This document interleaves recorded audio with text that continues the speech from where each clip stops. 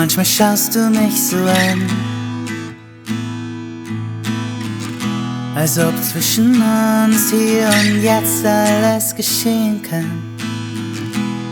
Dann fällt mir auf, dann seh ich ein, du bist so drauf, du schaust so drein, weil er dir eine Nachricht schreibt.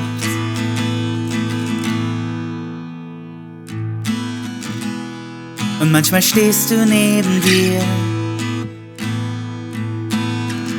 so ganz allein und doch umringt von allen hier. So viele, die was von dir wollen, doch niemals sagen, was sie sollen, damit sich nichts verkompliziert, damit man nicht so schnell verliert.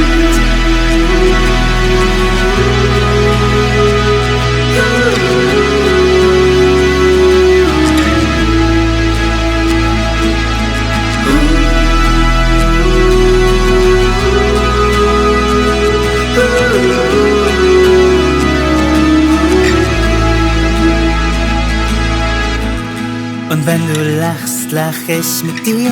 Ich kann mich nicht dagegen wehren. Du bist so schön, das kann ich sehen. Ich bin nur hier, dich zu begehren. Dein Haar, das fällt dir ins Gesicht. Wir sehen uns an, du merkst es nicht und hoffst, dass was du denkst nur eingeschränkt die Wahrheit ist. Und ich wünsch dir eine gute Nacht. Und ich liege hier noch stundenlang wach.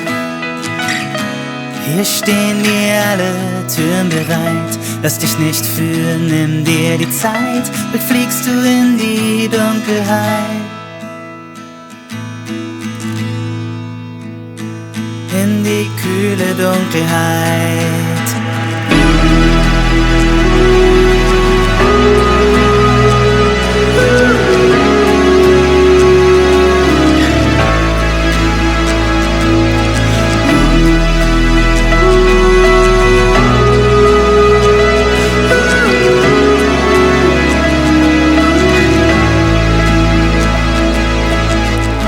Ich hoffe, dass sie dich befreit, nicht dass sie dich und mich entzweit. Ich warte hier, ich bin bereit.